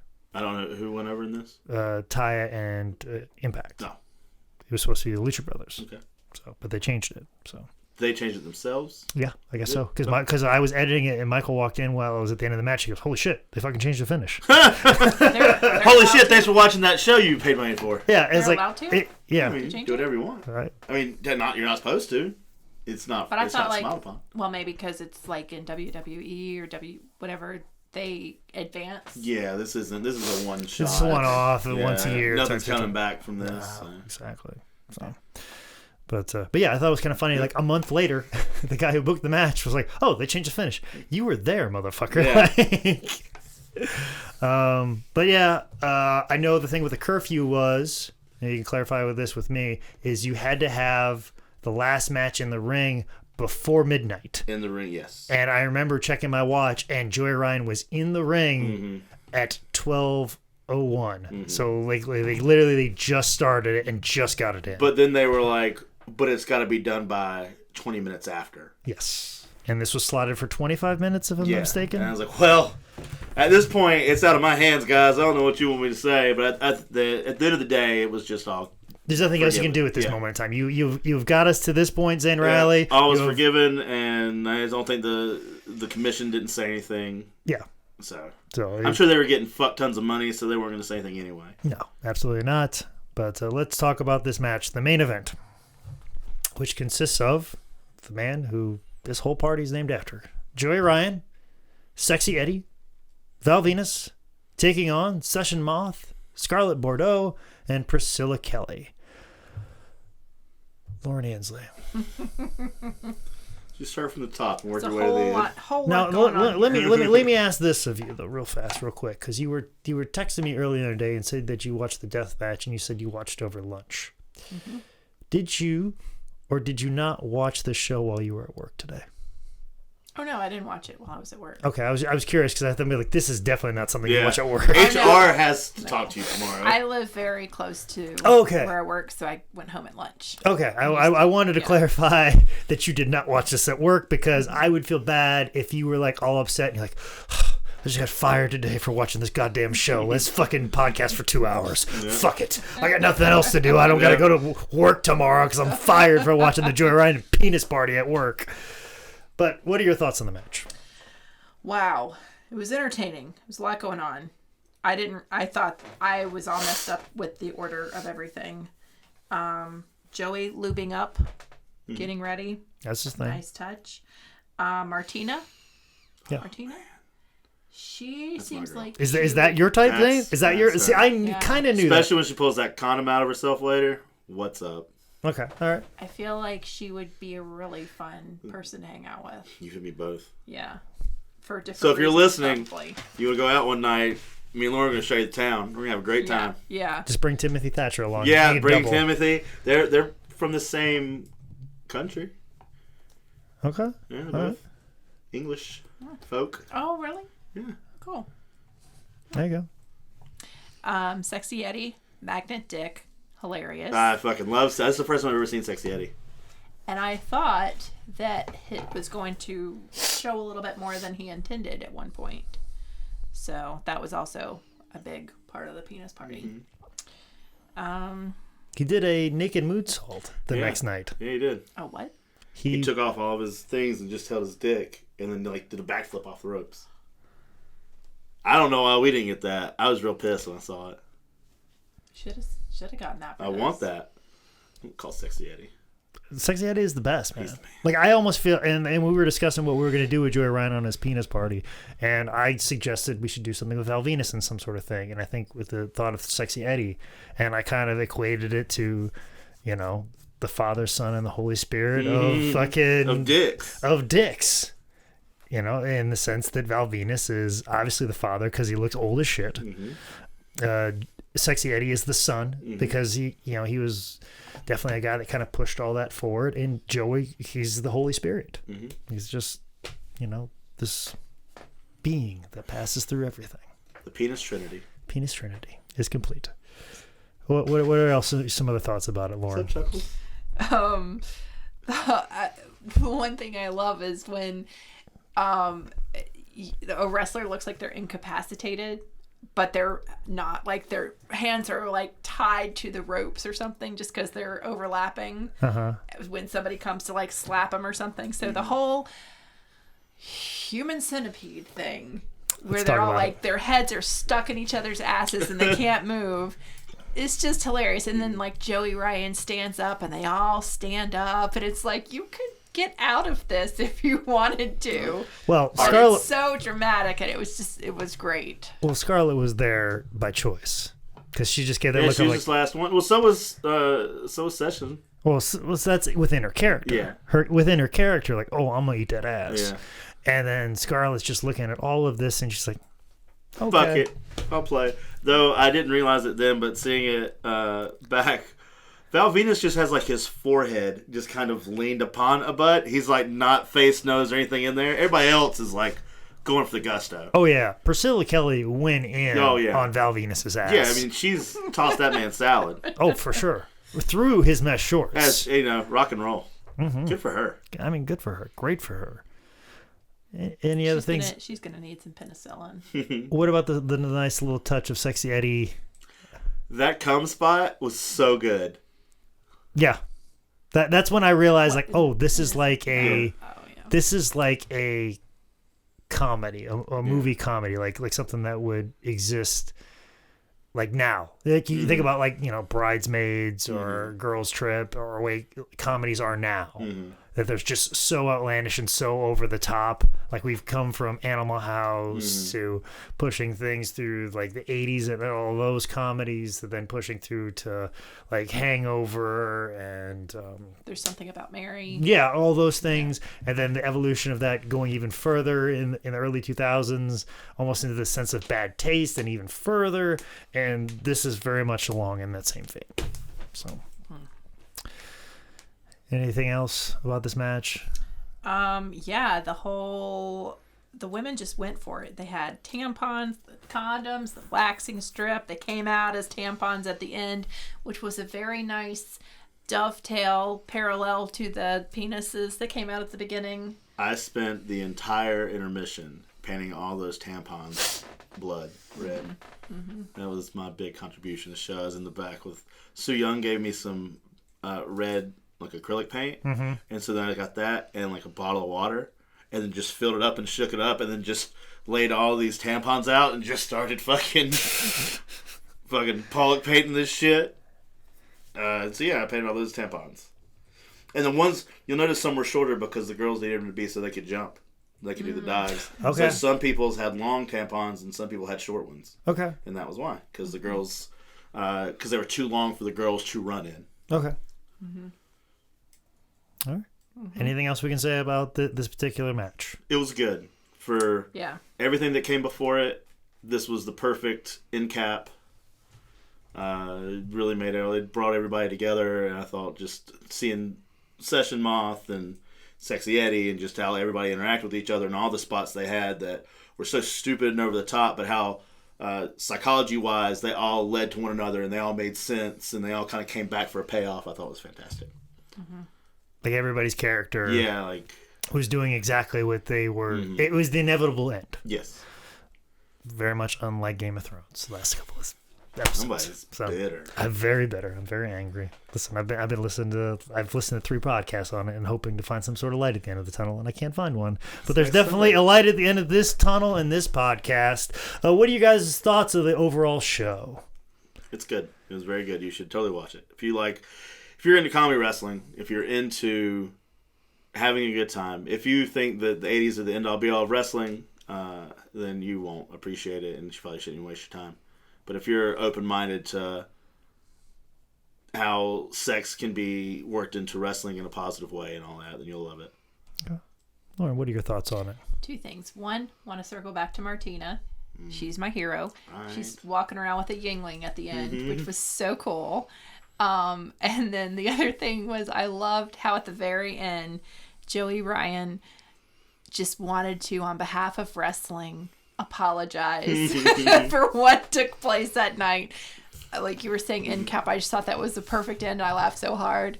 And they just all had fun. It was a fun show. It was very entertaining, very athletic, and I thoroughly enjoyed it. Anything in particular offend you other than probably everything that Tracy Smothers did? Offend me? What he said didn't offend me. Okay. No, I wasn't offended by any of it. Nothing you think was over the line or too crass or anything? I mean, you got guys walking around in full-size penises, and you have women walking around and use tampons. No, nothing. Nothing over the top. Okay. No. It was theatrical. It was fun. It was exactly what it was marketed as, I thought. Okay, well, I'm just curious because you are the type of people that I try and get on this podcast, someone who's connected to the real world. Me and Zane are very much in the pro wrestling bubble. And for us, we get everything, think this is done this way because this and we know like intimate details in each one of these people and their characters. But for you, who's coming into this completely blind, and I just want to know what your reactions are to this whole thing. And to be fair, to piggyback off of that, because I do comedy and stand up, I've probably become a little bit more desensitized to the average consumer in some ways. I mean, not as considering I'm not a wrestling fan, and if I had just watched this randomly, maybe, but we haven't turned you into a wrestling fan yet. Oh, this has. Okay, good. Yeah. Okay, do you need more of this? Yeah. I'll say, because you're really going to fuck up and not get here for a fourth time. Yeah. No, this definitely was. Like, I can appreciate the differences in the evolution of wrestling between, the Hulk Hogan, Kane, Stone Cold days, traditionally. To this show that happened happened in the mid 2000s. Yeah. Or last month, whatever. However you look at time. Exactly. Again, time is a construct. Yes. Right. So, go out of your way to watch this and watch all the other shows from WrestleCon weekend. You can maybe skip over one match from the Super Show. You'll figure it out on a different podcast. Yeah, probably so. But Fuck you. Lauren, you are a performer. You have shows obviously coming up. You have shows obviously coming up that you want to let. This is my favorite part of the show. And this is part of the reason why I booked you, because I'm sure you would love to tell people about a show that is happening in the greater Charlotte area, but also too more about your Twitter account, which, Lauren, I have to say, you have started to find your niche in comedy and some of the things you do as far as like social media. And I would encourage anybody to follow you on Instagram, Twitter, and all that stuff, so let people know where they can do that, because I dig like all the photos that you do of you holding a microphone like in a toilet and like these are the places that I perform comedy at. You've had a lot of fun making some very funny memes on yourself. I've thoroughly enjoyed it, and I fully have enjoyed you work very hard at comedy, grasp the social media, comedy aspect of it and everything that you do. You work very hard. You came in here, you wrote notes down on a notebook, you watched the whole show. Like, I can't thank you enough, and you've gone so far. Please let people know who have enjoyed you, these past 3 podcasts that you've been on, how they can find out more about you. I think I've put enough things to let people know, like, make sure you follow Lauren and do that. So please let everybody know where you go. You read the card that I gave you perfectly. Okay. So good. thank you for that. I'll take this $10 you just gave me and put it in my pocket. So. Okay. Which means now you have to give her $10 because it's equal pay place. And I'll expect my $10. Just can I get my woke card back? I know it's over on the floor over there. Can I get a date as to when this show comes out so we know what we're talking about? Not this Thursday, but the next. Okay. What is today? Okay, back to me. Yep. So Lauren's here. Lauren's here. Lauren's here, guys. Lauren Ansley can find me on Instagram, tall_Lauren_513, and Facebook Lauren Ansley, and Twitter I think is Lauren S. Ansley, and my website laurenansleycomedy.com, and I am starting a brand new comedy show. It's going to be monthly at Bold Missy Brewery. right here in Charlotte, North Carolina, and it's called Beerly Funny. And your very own Jake Manning will be making an appearance on the show. He's one of my very special first booked guests. I'm super excited about it. And you can find that on social media at Beerly Funny. That's on Instagram and Facebook, and also beerlyfunny.com. And that show is coming up Thursday, June 13th at Bold Missy Brewery. There we go. Zane Riley, what do you got? When this comes out, I will be all sorts fucked up in Las Vegas. You and me both. Nevada. We will be at StarCast. Yep. We'll be there all weekend for the StarCast convention. I will get back on that Monday in time to do laundry and then head to Richmond, Virginia for GalaxyCon in Richmond, Virginia. And back in time to do a couple shows, but that's mainly my big things. I'll be at Richmond Comic-Con and StarCast. You will be figuratively doing laundry. We'll be back in time just to do laundry because I will be literally back just in time to do laundry because I also am getting back that Monday. That Tuesday, I will be in the Louisville area, which I believe I will be in, is it Charles? Yeah, I think it's Charlestown, Indiana, which is just right across the river in Louisville. I'll be wrestling for Wrestling Revolver there in Indiana, then coming back, then joining up with you for Richmond all weekend long. And then looks like I just got booked for Rockstar the first weekend in June, like literally while this podcast was happening. Thanks for paying attention. So, Bigger things on the line. I get it, brother. I needed to find a spot. Are you booked or is Tent booked? Well, that's another thing too. We're both booked. I gotta drive that motherfucker all the way to Dayton. Cocksucker. I know, right? But tell him to come back. I've been trying to hang out, but he's. No, I'll talk to him. I'll message him. Don't worry about it. Why don't you message him? DM him. His DMs are wide open. That's what he says. Okay? All right. I'll do that now. We got it right now. So, but what you need to do right now is you need to follow me on Twitter at ManScoutManning or on Instagram at ManScoutManning. If you have a question about the shows or anything you want to say that we've messed up or mistaken or anything you noticed about the show that we missed, even though I edited the damn show and Zane kind of put it together. Let us know what we missed. Let us know what we missed about this thing that we were intimately... Mansplain to us what we didn't know. Yes, because apparently we deserve it. Yeah. You can get up there, but also to make sure you log on to howdidthisgetbooked.com. Also to make sure you subscribe on iTunes, YouTube, Spotify, Stitcher. Leave a review on iTunes and Stitcher. If you listen now on Spotify, please give us a screen cap so we can let people know that we're on Spotify now. We're also on SoundCloud and wherever podcasts are available. Make sure you log on to sixsquirrelstudios.com. Don will make your podcast sound real good. This is Dallas. Hey, Don, do you think you can maybe make this podcast sound real good? I'd really appreciate it. If Don Callis will be here? Is Don Callis going to come down for autographs? Because this has been another edition of How Did This Get Booked? Woo.